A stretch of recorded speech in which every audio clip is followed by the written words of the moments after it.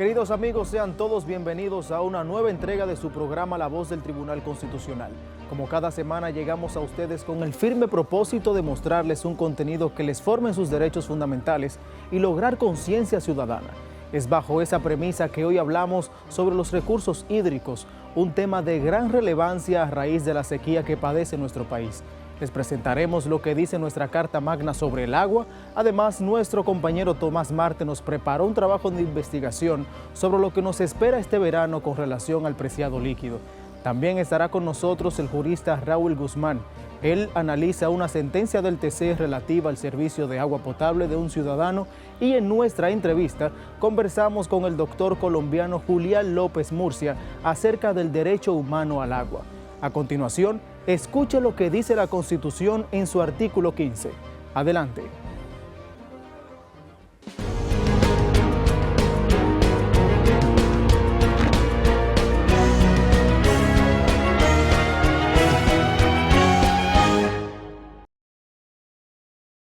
Artículo 15. Recursos hídricos.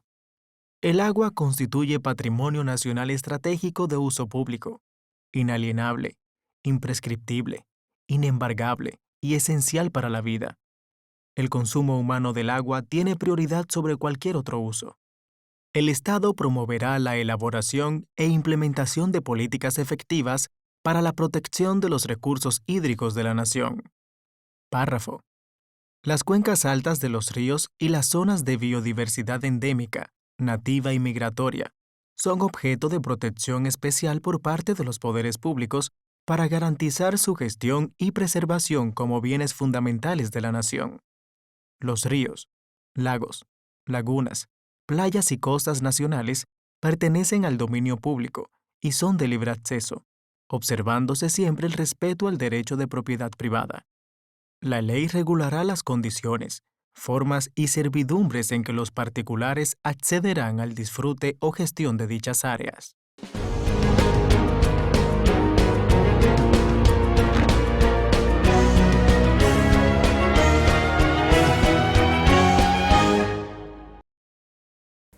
Como ya hemos visto, con este artículo el legislador de 2010 constitucionalizó el derecho al agua, declarándolo inalienable.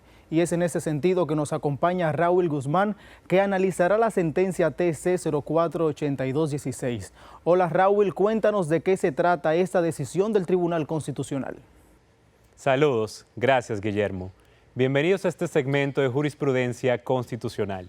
Soy Raúl Guzmán, letrado perteneciente al despacho de la magistrada María del Carmen Santana de Cabrera, y en esta ocasión analizaré un precedente de nuestro Tribunal Constitucional que se refiere al acceso al agua en su condición de derecho humano esencial y directamente conectado con la salud y la vida digna.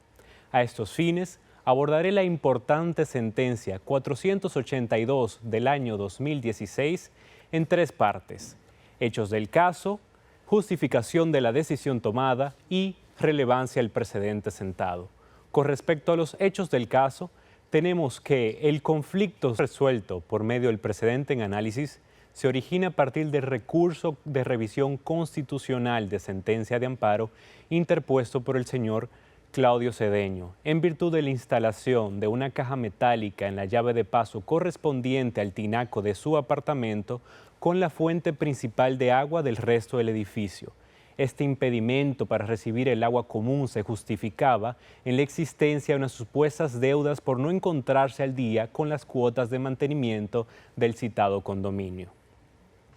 Por su parte, el accionante argumentó que el cierre permanente de la llave de paso de su apartamento constituía una violación a sus derechos fundamentales, a la vida, a la salud, el agua e igualmente la dignidad humana. El Tribunal de Amparo rechazó la acción interpuesta por no haberse presentado los documentos y argumentos apropiados para acreditar los alegatos de la parte accionante. Esa decisión fue recurrida ante el Tribunal Constitucional, lo que precisamente me permite pasar a la segunda parte del análisis, la justificación de la decisión tomada. El Tribunal Constitucional determinó que la sentencia recurrida en revisión constitucional no se encontraba correctamente fundamentada, por lo que procedió a revocarla. En consecuencia, procedió a conocer de la acción de amparo para acoger la misma y ordenar la reinstalación del servicio de agua a favor del accionante. Para llegar a esta conclusión, el tribunal utilizó, entre otras razones, dos argumentos principales. El primero de ellos se refiere a que el derecho al acceso al agua es esencial para todas las personas, por lo que no puede ser suspendido de manera arbitraria. Así, el tribunal consideró que restringir el agua implica también violar el derecho a la salud y violar el derecho a la vida digna, especialmente cuando la propia Constitución en su artículo 15 reconoce que, y cito, el consumo humano del agua tiene prioridad sobre cualquier otro uso, termino la cita, aspecto que es validado en su artículo 61.1 al disponer que vuelvo a citar, el Estado debe velar por el acceso al agua potable, termino la cita, en su condición de recurso natural limitado. De la mano de los criterios de la Organización de las Naciones Unidas y la Corte Constitucional de Colombia, la sentencia recuerda que la suspensión del suministro del agua coloca a las personas en condición de vulnerabilidad, es decir, corren el peligro por los riesgos que conlleva no tener agua. El segundo de los argumentos se refiere a que existen mecanismos legales para exigir el cobro de las deudas de los condominios, que no implican un impedimento automático al acceso al agua.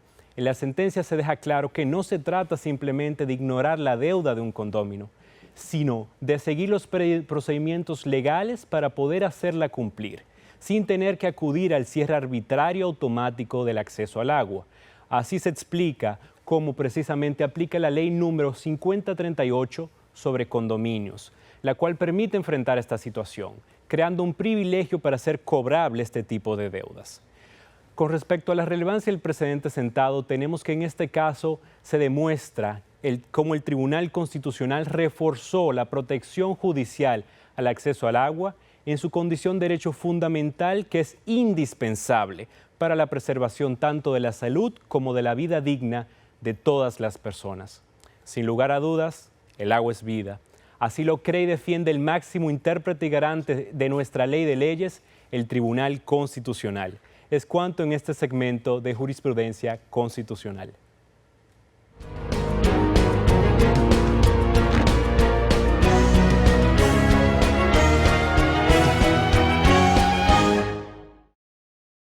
El Tribunal Constitucional realiza la Feria Constitucional Internacional sobre la Familia y la Igualdad los días 28 y 29 de septiembre, con el objetivo de promover la protección de los derechos de la niñez y los valores de la familia como fundamento de la sociedad y el espacio básico para el desarrollo integral de las personas. Espere más detalles en todas nuestras plataformas digitales. Tribunal Constitucional de la República Dominicana. Constitución y Dominicanidad.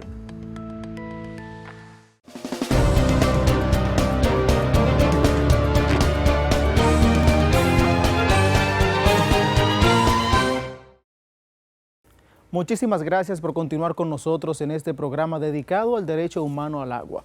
En este momento les presentamos un trabajo de investigación realizado por nuestro compañero Tomás Marte acerca del impacto de la sequía este año y qué se espera para este verano con la llegada del fenómeno atmosférico conocido como el Niño. Este año, el impacto de la sequía ha estremecido importantes sectores a nivel global. El avance del cambio climático gana territorio en cuestión de segundos, advirtiendo a las naciones de que es necesario pasar de un extremo a otro en las prácticas habituales y reducir la huella ecológica. Pero, ¿cómo ha sido en República Dominicana y qué se espera para este verano? Iniciemos con el abastecimiento de agua a los hogares dominicanos. Los organismos oficiales informan sobre drásticas reducciones en la producción de agua potable. Las presas y embalses están en sus niveles más críticos, motivando recortes en el suministro a sectores populares. Tomen conciencia, ahorren el agua, observen cómo está la presa de Monción. En esas zonas, la sequía genera otras preocupaciones de importancia mayor. La escasez y el alza de los productos agropecuarios estremecen la estabilidad de los grupos vulnerables a quienes se les complica su cotidianidad. El ganado muere y los sembradíos se tornan infértiles o prosperan poco, encajando duros estacazos a los sectores económicos que dependen del campo. El suministro de agua potable disminuyeron también el caudal de las presas, el caudal de los ríos, de los arroyos, de las cañadas, y esto a su vez provocó una situación muy peligrosa en cuanto a la agricultura, en cuanto a la ganadería y en cuanto al suministro de agua en la población en sentido general. Pero, ¿por qué surge esto? Las cuencas de los acuíferos que dan vida a la faena agraria han sufrido por el maltrato constante. La deforestación de las riberas, en combinación con políticas de manejo inadecuado de las labores del agro, degradan la producción de agua que, en todo caso, es el principal componente del motor económico de las zonas rurales. Es la principal causa de deforestación y por ende pérdida de bosques y de la vida que hay en ellos y la vida que hay en los mismos árboles a causa de los patrones de consumo insostenibles que tenemos como sociedades, que cada vez demandan más extensiones de terreno para cultivos y para alimentar a la creciente población mundial. Tu agricultura de montaña no puede ser tumbar una loma para meter aguacate o meter yuca o habichuela, no importa que el Ministerio de Agricultura fomente eso. No. En loma, en terreno de vocación forestal, tú siembras o plantas palo, madera u otro tipo de cobertura. Esto nos lleva al siguiente nivel, la sedimentación de las presas. Esto complica más la situación, provocando desasosiego en distintos componentes de la economía local. Las canalizaciones en realidad son grandes granceras que se establecen en un sitio bajo el cuento de canalizar. Bueno, nosotros tenemos 53 años canalizando el río Nizao y nadie sabe ya dónde está la orilla, lo hemos desmadrado totalmente.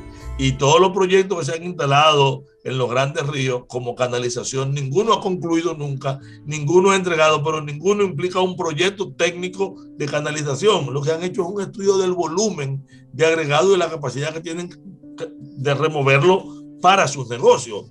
Analizando esos puntos, lo más lógico es pensar que al tratarse de una condición estacionaria, se estaría aproximando una mejoría. Pero la realidad, desde el punto de vista de analistas y expertos en estos casos, es que próximamente las condiciones serían más severas. En las próximas semanas estará iniciando de manera oficial El Niño. Se refleja de diferentes maneras en República Dominicana. El efecto principal y el más preocupante es que disminuye las precipitaciones de manera generalizada y esto establece un patrón de sequía muy preocupante. Ya lo vivimos en el año 2015, 3 años en los cuales las precipitaciones disminuyeron de manera significativa.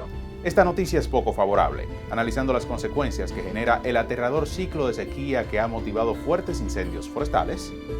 Es la primera vez que yo oigo que por Punta Cana, Bávaro, en el este, no montañoso, hay un incendio forestal. Es la primera vez. No va a ser la única vez. El cambio climático nos lleva a eso. Y un sinnúmero de inconvenientes más a República Dominicana y otros países de la región. Sin embargo, hay otras derivaciones que acompañan al fenómeno El Niño cuando hace presencia. Cada vez que hay un periodo en el que el Niño se desarrolla en el Pacífico, sea ligero, sea moderado o sea fuerte, así también como disminuye la cobertura nubosa en la región caribeña, el sol incide directamente sobre el territorio nacional, incrementando tanto la temperatura como la sensación de calor. Con estos pronósticos para los meses de verano, se disparan las alarmas para que la población tome medidas de protección necesarias. Pero la medida real a la que todo ser humano debe acogerse es la de reducir en términos particulares la huella, contribuyendo con los estados para que se apliquen rigurosas políticas, especialmente en el ámbito industrial, que permitan lograr el objetivo de las agendas pautadas en una significativa reducción de las emisiones, sobre todo a través de la transición en materia energética y tecnológica.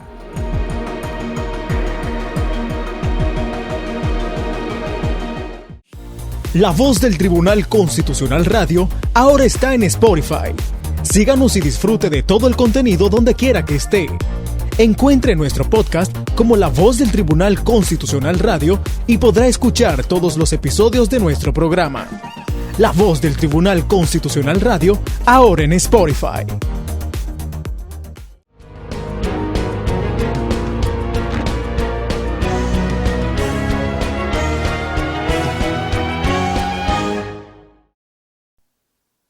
Gracias por mantenerse en sintonía con su espacio, La Voz del Tribunal Constitucional. A continuación conversamos con un reconocido experto en el derecho humano al agua potable y al saneamiento. Me refiero al destacado jurista colombiano Julián López Murcia.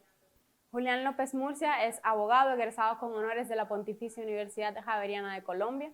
En esta, su alma mater, obtuvo el título de Magíster en Derecho Económico y fue el director del Centro de Estudios de Derecho Internacional, espacio en el cual lo conocí.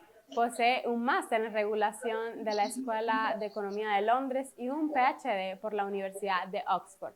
Ha sido consultor del Banco Mundial, del Banco Interamericano de Desarrollo, del Centro NERC de la Universidad de Chicago y de MSI, cofundador de la Academia Colombiana de Derecho Internacional, catedrático en varias entidades de educación superior de Colombia y de nuestra región latinoamericana, autor de diversos libros e importantes investigaciones. Sus análisis han sido citados por el relator especial de Naciones Unidas para los derechos humanos al agua potable y al saneamiento, por la Organización Panamericana de la Salud y en varias sentencias de la Corte Constitucional colombiana. Así que definitivamente hablamos con una autoridad en el tema del derecho al agua potable y el saneamiento.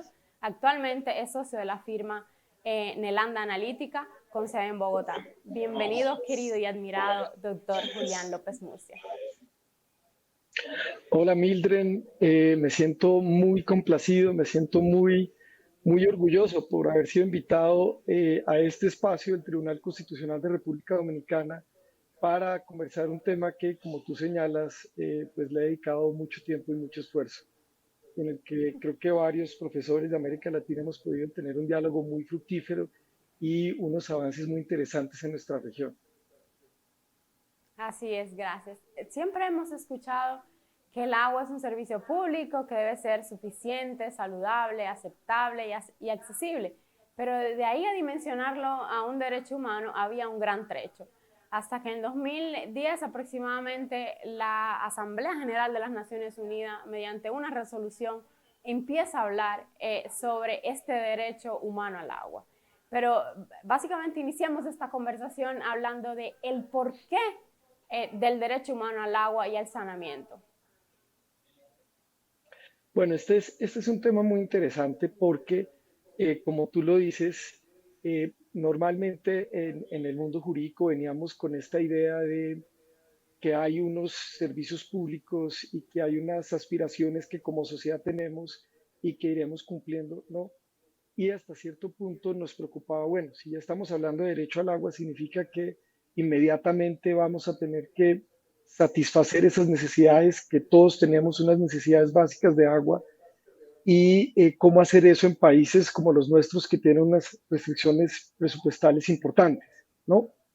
Afortunadamente yo creo que se ha decantado tanto a nivel de tribunales constitucionales como a nivel internacional, que lo que se busca es que los estados hagan su mejor esfuerzo, ¿no?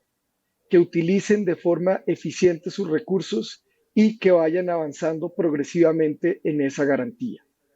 Ahora, lo interesante del desarrollo del derecho al agua es que no solo estamos hablando de poder tener acceso al recurso hídrico, ¿no?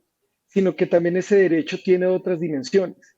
Por ejemplo, que garanticemos verdaderamente la participación de todos en las decisiones del agua, que garanticemos el acceso a la información de los asuntos del agua para todos, ¿no? No solo para las grandes empresas o para los consultores más sofisticados, sino que para todos los ciudadanos, ¿no? Que nos vemos impactados con las decisiones del agua, podamos conocerlas y podamos llamar a las autoridades a rendir cuentas sobre cómo se están utilizando los recursos hídricos, ¿no? Entonces, fíjate que el derecho al agua es también otro ejemplo en el que ha habido una gran convergencia de distintas racionalidades, ¿no? Está, como tú dices muy bien, el derecho humano al agua, desarrollado por Naciones Unidas, ¿no? Con un trabajo previo muy interesante del Comité de Derechos Económicos, Sociales y Culturales, la observación general número 15 que todos conocemos, ¿no? Pero eso ha venido confluyendo con la racionalidad regulatoria de los discursos de desarrollo. Ya encontramos cómo el ODS 6 se basó en parte importante en el contenido del derecho al agua, pero dialoga muy bien, ¿no?, con cada una de sus dimensiones y está planteado en un lenguaje que ya no solamente le va a llegar a los abogados, que no solamente le va a llegar a las cortes, sino que también le puede llegar a otros actores dentro del sector público y del sector privado, ¿no? Y esta convergencia ha llegado a tal punto en que incluso tú encuentras que en espacios, por ejemplo, como la OCDE, la manera como ellos están entendiendo el avance de las sociedades coincide con todo el contenido del derecho humano al agua y con el ODS 6. Entonces, en la práctica, ¿qué ventaja tiene esta convergencia? Que estás hablando de los mismos contenidos que tiene que garantizar un Estado, ¿no? Entonces, por ejemplo, la participación en los asuntos del agua. Eso está contemplado dentro de las dimensiones del derecho humano al agua, pero también hace parte de las metas a 2030 del ODS 6 y también hace parte de lo que la OCDE entiende como buena regulación, ¿no? Todo el tema de accountability y todo el tema de debido proceso regulatorio. Entonces, en términos prácticos, ¿eso qué significa? Que, por ejemplo, en Colombia, si yo voy a hablar con la Corte Constitucional para promover los temas de agua, hablo en términos de derechos. Pero si voy a hablar con el Ministerio de Hacienda o con el Departamento de Planeación, hablo en términos de ODS, ¿no? Y si voy a hablar, por ejemplo, con el Ministerio de Comercio o con el sector privado, hablo en términos de la OCDE. Esta convergencia, creo yo, nos está permitiendo aunar esfuerzos, ¿no? Y aquí ha habido también cambios muy importantes, Mildred, ¿no? Hace unos 15 años era muy difícil hablarle a las autoridades del agua, a los empresarios del agua, del derecho humano al agua, ¿no? Aquí, por ejemplo, el regulador colombiano, pero no era el único caso, sentía uno que entendía que hablar de derechos humanos era volverse menos técnico, ¿no?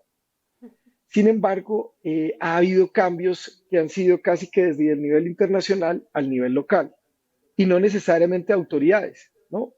Por ejemplo, hay una organización muy importante que es la International Water Association. Y cuando la International Water Association sacó un manualito muy simple sobre cómo todos los que participamos en la prestación del agua debemos cumplir derechos humanos, incluidas las empresas, incluidos los alcaldes, incluidos los ministros de economía, incluidos los reguladores. Cuando ya aquí en Colombia, por ejemplo, vieron que la IGUA estaba diciendo eso, entonces dijeron, no, entonces sí hay que cumplir los estándares de derechos humanos. Y eso nos ha hecho muy fácil la vida a quienes llevamos muchos años impulsando este entendimiento del agua como derecho, ¿no? Por eso me gustaría preguntarte cómo está regulado en Colombia actualmente el derecho humano al agua y si existen algunos mecanismos para exigibilidad. Sí, digamos, en Colombia el derecho humano al agua hace parte de un desarrollo paulatino que tuvo la Corte Constitucional en relación con los derechos económicos, sociales y culturales, ¿no?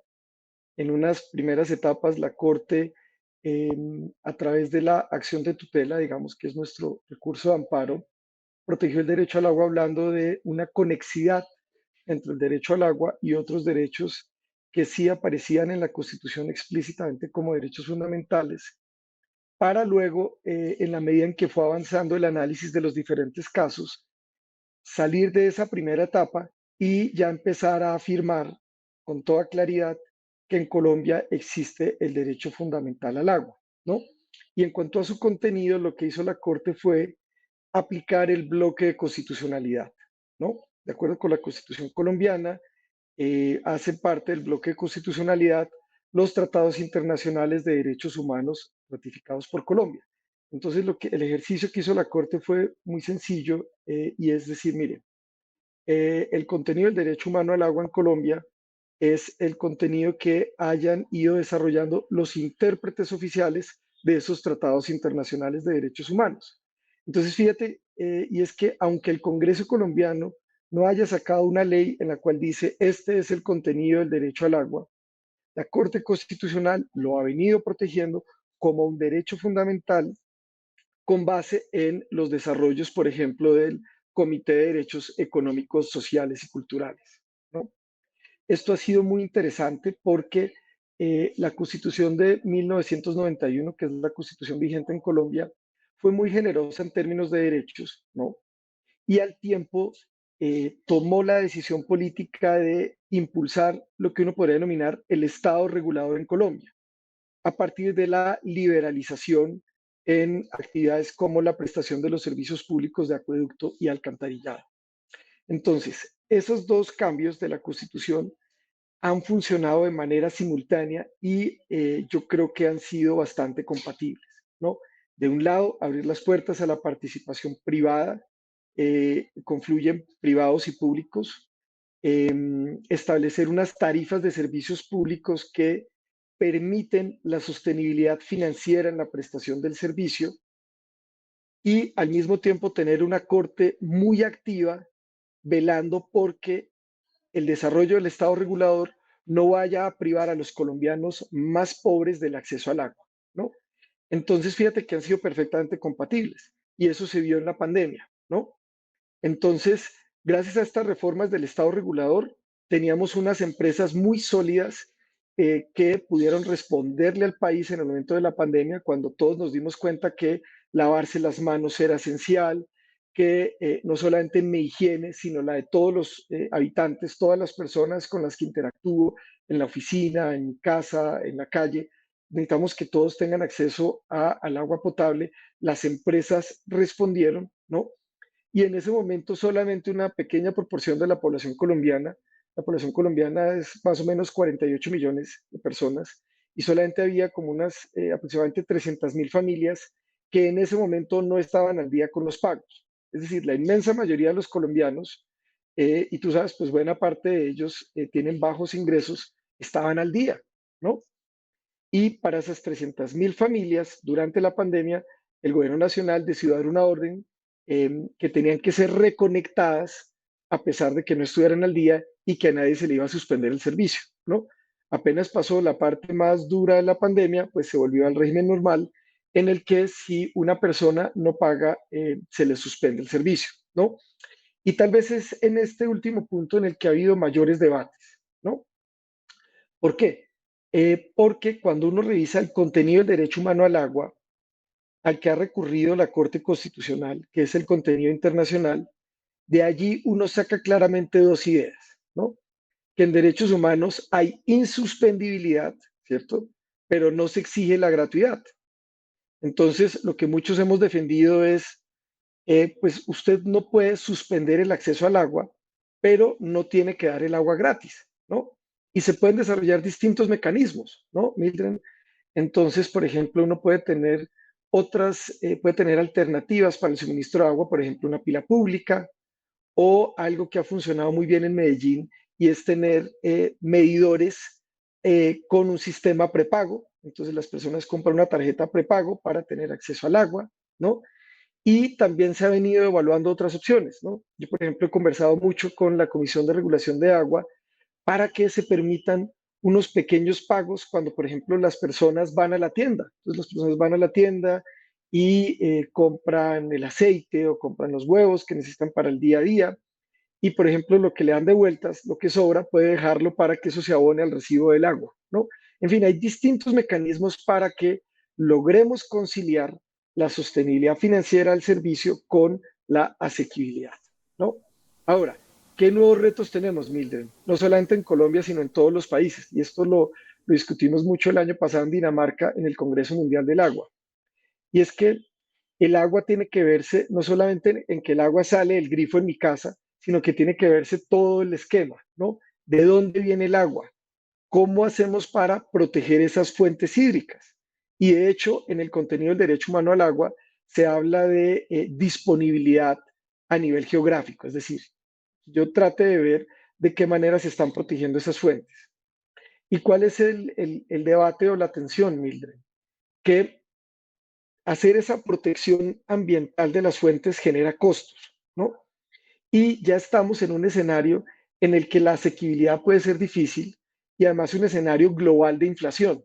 Entonces, ¿cómo hacer para superar esa tensión de yo necesito cobrar un poco más en la tarifa para proteger las fuentes, para asegurar la disponibilidad del agua hacia el futuro, ¿no? Pero no quiero presionar más las economías de las familias que en todo el mundo están pasando por una situación muy difícil por inflación. Entonces, es en esos escenarios en los que necesitamos que las cortes, que los tribunales constitucionales dialoguen muy bien con los otros actores en ese espacio regulatorio, ¿no? Con los ministerios o viceministerios de agua o de obras, con el Ministerio de Hacienda, con el sector privado, para que podamos seguir garantizando ese acceso al agua, pero también protegiendo las fuentes hídricas y dándole sostenibilidad financiera a los esquemas, ¿no? Entonces, este es un tema que nunca termina, Mildred, y en el que cada día los países van a tener unos retos mucho más importantes, y en el que las cortes juegan un rol muy importante, Mildred, creo yo, porque pueden ayudar a que las sociedades se protejan del canto de sirenas, ¿no? ¿Y a qué me refiero yo por el canto de sirenas?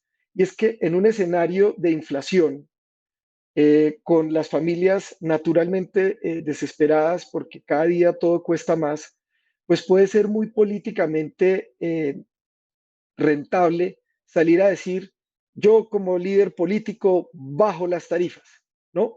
Sin importar que eso afecte la sostenibilidad del servicio hacia el futuro. Entonces, es en ese momento en el que las cortes tienen que entrar para poder ponderar todos esos distintos valores, ¿no? Para poder decir, mire, en el derecho humano al agua se habla de asequibilidad, pero también se habla de sostenibilidad de los servicios, ¿no? En el que los estados, cuando vayan a dar ayudas, cuando vayan a dar subsidios, tienen que estar bien focalizados, tienen que ser para las personas que realmente lo necesiten, ¿no? Y que nuestros países no caigan en las trampas que pueden generar las propuestas populistas. En la conferencia que recién ha transcurrido, en la conferencia del agua, ahora en marzo del 2023, se hizo un énfasis en la falta del progreso en estos objetivos y las metas relacionadas con el agua y que definitivamente pone en peligro toda la agenda de desarrollo. Estamos hablando de un impacto sumamente de carácter negro, es decir, de carácter sombrío para la agenda de desarrollo sostenible, y decir que básicamente pone en peligro las metas es un riesgo bastante elevado para nosotros, para el planeta y para la humanidad. ¿Cuáles son los grandes desafíos que enfrenta el agua?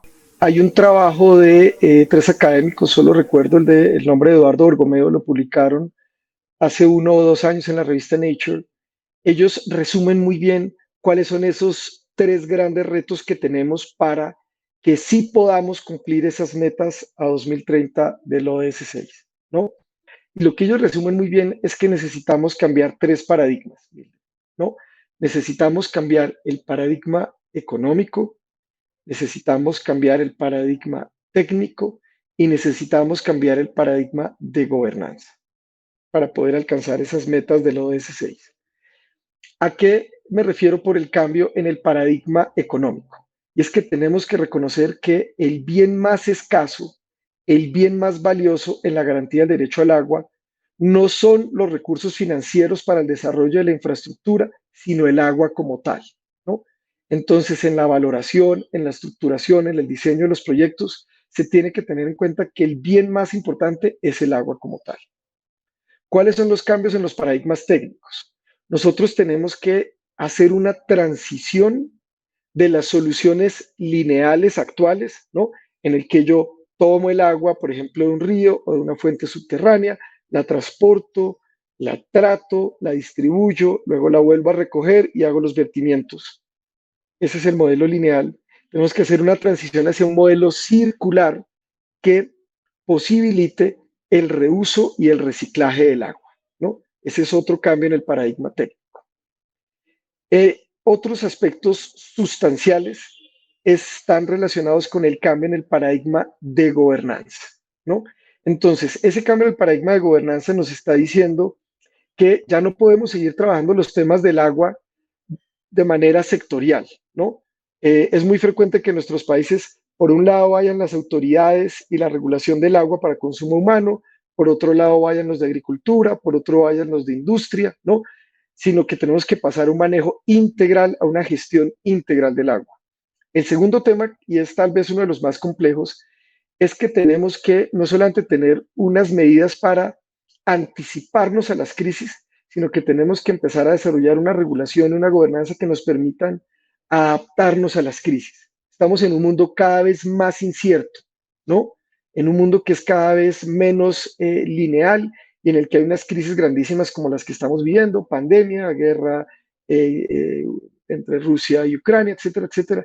Entonces necesitamos hacer mucho más énfasis en la adaptación y menos en la anticipación. Y otro tema que es muy importante, con el que yo creo que se ha sintonizado mucho el actual gobierno en Colombia, y es bajarle un poco el espacio a los tecnócratas, ¿no? Y abrirle el espacio mucho más a las comunidades, que las comunidades tengan voz y voto en las decisiones y que ya no digamos que estamos trabajando para las comunidades, sino trabajando con las comunidades. Entonces, si uno logra superar esos tres retos, técnico, económico y de gobernanza, va a ir a un mejor ritmo hacia ese cumplimiento del ODS 6.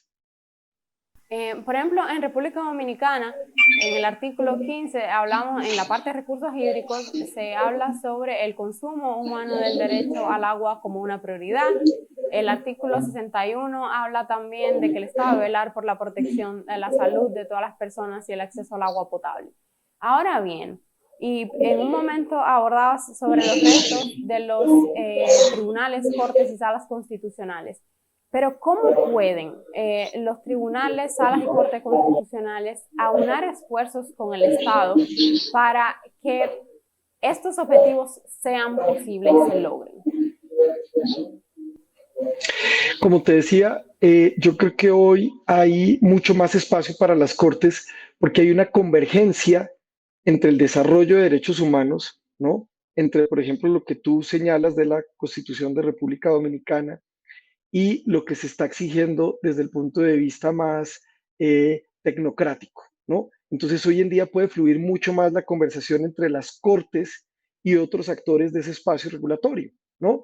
Porque fíjate cómo derechos humanos, claro, está diciendo que todos tenemos acceso a un contenido que nos permita poder, digamos, garantizar nuestras condiciones vitales, no solamente de supervivencia, sino como tú muy bien lo sabes, Mildred, por ejemplo, de seguridad, ¿no? En el caso de las mujeres, cuando las mujeres, y es en general las personas que tienen que ir y traer el agua, cuando no tienen acceso al agua en sus propios hogares, inmediatamente se te disparan los casos de violencia sexual, ¿no? Entonces, es un tema central desde muchos puntos de vista, pero yo creo que la ventaja que tienen las cortes es que el diálogo está, como digamos aquí en Colombia, está servido, ¿no? Porque cada vez hay más convergencia entre los derechos humanos, que es desde donde trabajan las cortes, y lo que te está pidiendo la International Water Association, lo que te está pidiendo la OCDE, lo que te está pidiendo CEPAL, ¿no? Entonces yo creo que las cortes tienen un rol muy importante en ese diálogo, ¿no? Incluso en un diálogo que puede ser previo a que se tomen las medidas, ¿no? Eh, Muchas veces los gobiernos se aceleran, digamos, la rama ejecutiva se acelera a tomar ciertas determinaciones y yo creo que sería muy bueno que tenga la confianza de dialogar con las cortes para ver hasta qué punto esas medidas estarían de acuerdo con la Constitución, ¿no? Y también, pues, por supuesto, las cortes cada día pueden estar más abiertas a la recepción y el uso de la información en los temas de agua, ¿no? La forma tradicional que hemos usado en las cortes es traer expertos, traer peritos, ¿no? Pero la ventaja que hoy tienen los tribunales constitucionales que no tenían hace 20 años es que hoy en día hay una gran disponibilidad de información, Mildred, como tú lo sabes, ¿no? Hoy en día las personas que, por ejemplo, están preparando una sentencia en una corte o en un tribunal, fácilmente pueden acceder y darse cuenta cuál es el nivel de cobertura del agua en ese municipio donde presentaron la tutela o el recurso de amparo. También puede darse cuenta cuál es la situación de la empresa, ¿no? Entonces puede, por ejemplo, meterse aquí en Colombia a la página de la superintendencia y descargar el diagnóstico completo de la empresa. Entonces, hoy en día las cortes, yo creo que tienen sobre todo un rol de espacio de diálogo, ¿no? Y de que los otros actores reconozcan qué es lo que verdaderamente pide derechos humanos, ¿no? Y a su vez permitir que esos otros actores tomen medidas que después no vayan a tener que, digamos, no se van a tener que caer en un proceso de constitucionalidad o no vayan a ser vulneratorios de los derechos humanos. Entonces, yo creo que tienen un rol muy importante en el diálogo con todos los demás actores en los espacios regulatorios y hoy tienen mucha más facilidad para tomar decisiones de acuerdo con información muy actualizada, ¿no? Julián, a ver, en nuestro país, en República Dominicana, el Tribunal Constitucional, sobre todo el magistrado presidente, el doctor Milton Ray Guevara, ha sido un abanderado total de que República Dominicana se empiece a hablar y se regule el tema del derecho humano al agua potable y al saneamiento. Tanto así que en la sentencia 49 del 2012 fue la primera vez que hablamos de que el derecho al agua es un derecho humano. Luego se recogió hace unos años en la 482 del 2016, que precisamente habló sobre lo que previamente apuntaba sobre la cancelación del servicio del agua por la falta de pago. Y en esta sentencia, por ejemplo, el tribunal ordenó la reinstalación del servicio del agua a la persona que se le había suspendido, y que debía haber otras formas para gestionar el pago de esa persona. Esto porque se le suspendió el servicio porque no pagaba las rentas del condominio donde vivía, los servicios comunes que se pagan. Pero la población y la ciudadanía, si bien es un derecho fundamental que tiene, también tenemos responsabilidades frente al agua. Y por eso me gustaría preguntarte, ¿cuál consideras que es el rol de la sociedad, de los ciudadanos? Pero hablar de una ciudadanía desde que somos menores, desde los menores de edad hasta una edad adulta, que asumamos con responsabilidad el tratamiento del agua, porque no es solo exigir el derecho, sino que también hay que cumplir con ese deber. ¿Qué consideras, cómo entiendes que debe la ciudadanía comportarse frente al tratamiento al agua? Creo que tienes toda la razón, ¿no? Y eso significa que los asuntos del agua deben ser discutidos en todos los espacios, ¿no? En la familia, en el colegio, en las universidades, en los espacios de reunión de las comunidades rurales, ¿no? Aquí yo creo que, como en otros temas en Latinoamérica, hay una gran brecha entre el espacio rural y el espacio urbano, ¿no? ¿Qué puede hacer uno en relación con el espacio urbano? Uno puede tratar de, yo lo hice por ejemplo con mis hijos, de generarles la experiencia de entender de dónde viene el agua, ¿no? Que el agua no aparece mágicamente en el grifo, sino que para que tengamos agua en el grifo tenemos que cuidar ciertos espacios, ciertos ecosistemas, ¿no? Aquí en Bogotá, relativamente cerca, es a una hora, donde está el páramo de donde viene el agua que sirve a buena parte de la ciudad de Bogotá. Entonces, si uno saca a la gente de la ciudad, ¿no? Y la lleva a los espacios donde se genera el agua, donde se generan esos servicios ecosistémicos, yo creo que esa experiencia puede empezar a cambiar la manera como utilizamos el agua, ¿no? Hay otras formas de educación de la ciudadanía, ¿no? Yo siempre he creído que uno, los temas regulatorios, no los debe trabajar solamente con cómo debe ser el mundo, sino que los debe trabajar con cómo es el mundo, ¿no? Entonces, reconociendo cómo es que realmente se comportan las personas, cómo funciona realmente el cerebro, ¿no? Por ejemplo, hay muchas oportunidades desde las ciencias del comportamiento, desde lo que ha hecho muy famoso el constitucionalista Cass Sunstein, todos los temas de nudging, ¿no? De ese empujoncito. Entonces, incluso puede haber campañas pedagógicas a partir de cambios en el diseño del recibo o de la factura, ¿no? Que me permita ver cuál es la huella hídrica que estoy teniendo yo, que me permita a mí ver dentro de un grupo, si dividiéramos a las ciudadanías en 5 grupos, si yo estoy entre los que menos ahorran, más o menos ahorran muy poco, ¿no? Y toda esa información presentada de una forma gráfica puede empezar a generar cambios de comportamiento, ¿no? Ese tema de nudging yo creo que ha sido poco explotado en nuestros países. Ahora bien, en el ámbito rural estamos en una situación muy diferente, ¿no? Generalmente allí es donde tenemos los mayores déficits en temas de cobertura, los mayores déficits en temas de calidad. Es a las propias comunidades a las que les toca desarrollar sus soluciones, ¿no? Y yo creo que ellas se han vuelto casi que unos garantes en la protección de los recursos hídricos. Entonces creo que ahí, digamos, somos nosotros los que estamos liderando la institucionalidad casi siempre enfocada en el ámbito urbano, los que deberíamos trabajar mucho más y aprender mucho más de esas comunidades rurales que entienden la importancia del agua y la protección del agua, ¿no? Yo dividiría eso en, por supuesto, hay medidas que son duras, ¿no? En Colombia superar el rezago tarifario en los 90 fue muy difícil porque aquí se cobraba muy poquito por el agua, entonces la gente la desperdiciaba. pero el país tuvo la valentía de subir las tarifas, incluso mucho más allá de la inflación, ¿no?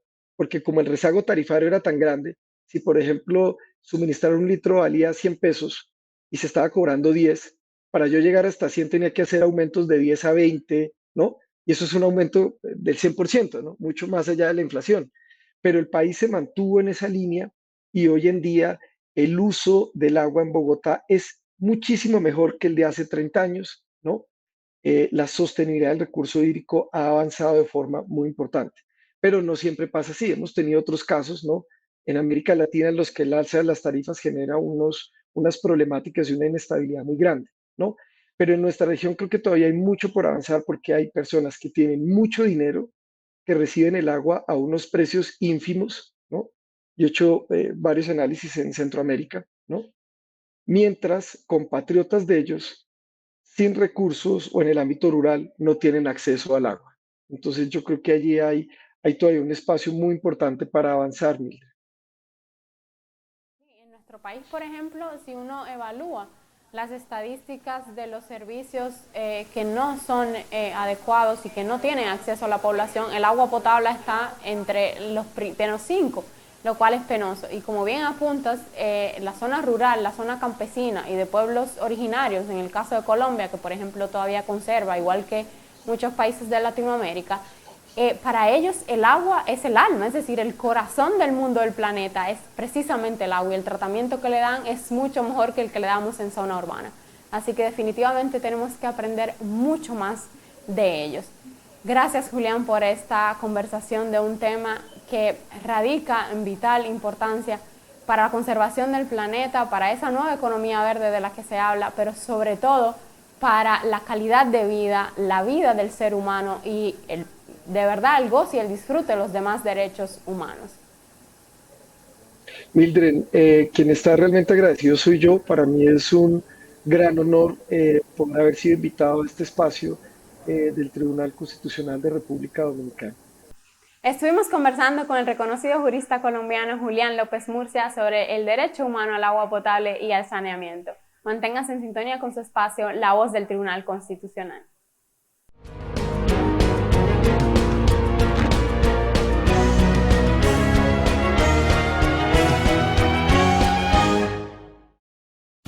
El Tribunal Constitucional de la República Dominicana tiene como misión la difusión y divulgación de nuestra Constitución. Es por eso que te la ponemos más fácil. Y es que ya puedes acceder a ella a través de nuestro código QR. Mira, es muy sencillo.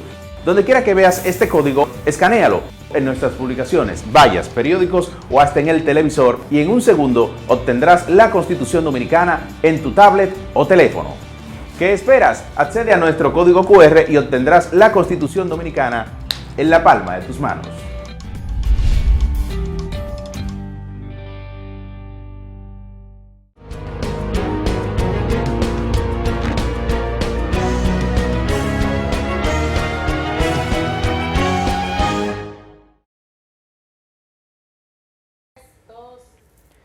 Esta semana en la efeméride constitucional recordamos la reunión de la Asamblea Revisora para introducir una modificación a la Constitución en el año 1929 para reformar lo relativo a los límites fronterizos de nuestro país. Adelante.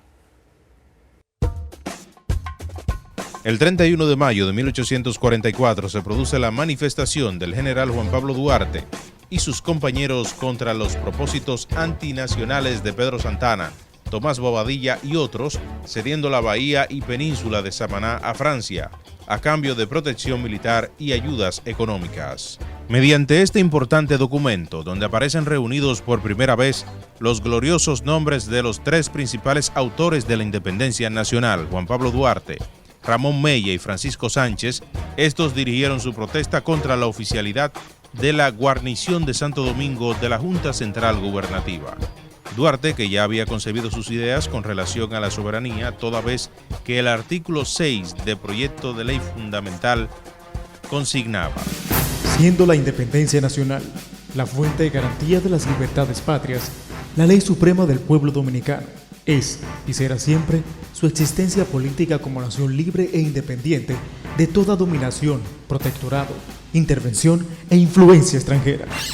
La posición expresada por los dartistas obligó a los partidarios del protectorado francés a aplazar su despropósito y el 1 de junio de ese año, 1844, se hizo una reunión entre los sectores enfrentados, logrando los patriotas que se acordara remitir al cónsul francés una especie de propuesta donde no se mencionara cesión de territorio ni la palabra protectorado, y que si el país solicitaba a Francia relaciones estrechas y protección política, era solo de manera provisional.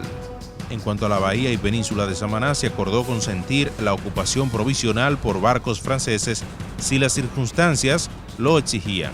Luego se evidenció que las firmas de Duarte y Sánchez en el acuerdo suscrito obedeció a salida técnica momentánea mientras avanzaban los planes de destronar la Junta Central Gubernativa, la cual respondía a intereses extranjeros amenazando la soberanía dominicana.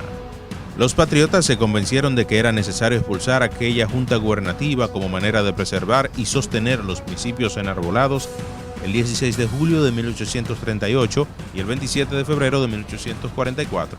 El día 8 de junio, en horas de la noche, Duarte se reúne con Francisco Sánchez, Pedro Alejandro Pina, Juan Isidro Pérez, Manuel María Valverde y Jacinto de la Concha, y planearon limpiar la Junta de elementos antinacionales, produciéndose en la madrugada del 9 de junio de 1844 la concentración de los febreristas puros en la fortaleza Osama, donde quedó integrada una nueva Junta Central Gubernativa presidida por Francisco Sánchez.